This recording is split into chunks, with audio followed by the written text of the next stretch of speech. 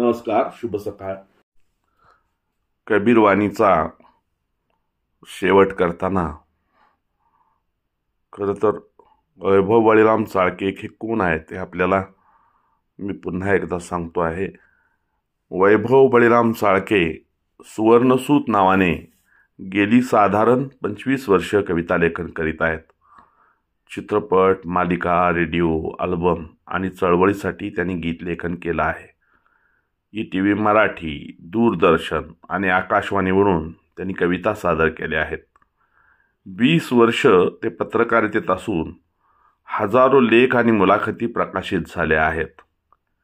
रुईया महाविद्यालयात 10 वर्षांहून अधिक काळ ते पत्रकारिता पदवी अभ्यासक्रमाला शिकवत आहेत.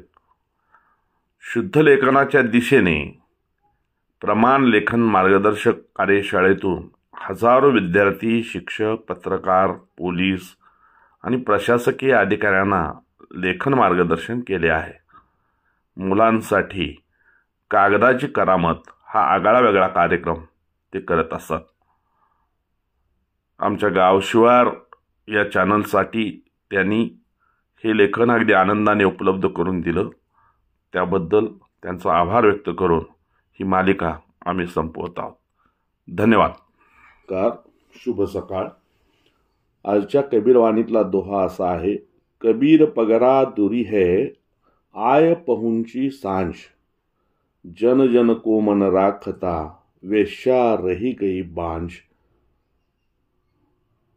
कबीर पगरा दुरी है, आय पहुंची सांझ. जन जन को मन राखता, वेश्या रह गई बांझ. कबीरा वेश्या रह गई बांझ. कवी वैभव चाळके यांनी केलेलं मराठी रूपांतर असं आहे. मोक्ष राहिला दूर कबीरा, आली बघ ही सांझ.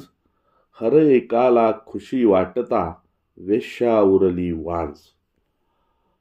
मोक्ष राहिला दूर कबीरा, आली बघ ही सांझ. हर एकाला खुशी वाटता, वेश्या उरली वांझ. हर एकाला खुशी वाटता, वेश्या उरली वांझ. कबीराचा पुढचा दोहा असा आहे. धरती करते एक पग, समुंदर करते फाल. हाथो पर्वत तौलते, ते भी खाए काल. धरती करते एक पग, समुंदर करते फाल.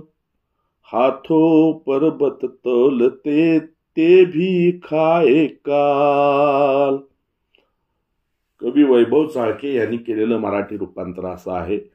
एका पाऊली धरती मोजे, करी सागर उड्डाण. गिरीधर तो त्यालाही खाई, काळ मानवा झान. एका पाऊली धरती मोजे, करी सागर उड्डाण.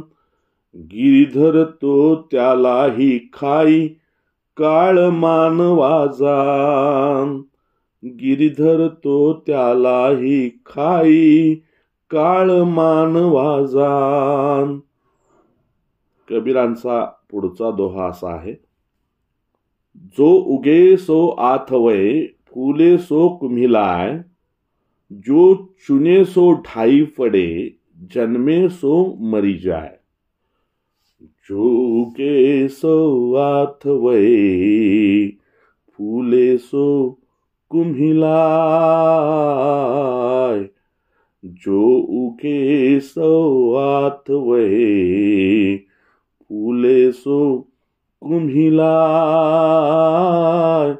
जो चुने सो ढही फडे, जन्मे सो मरी जाय. कबीरा जन्मे सो मरी जाय.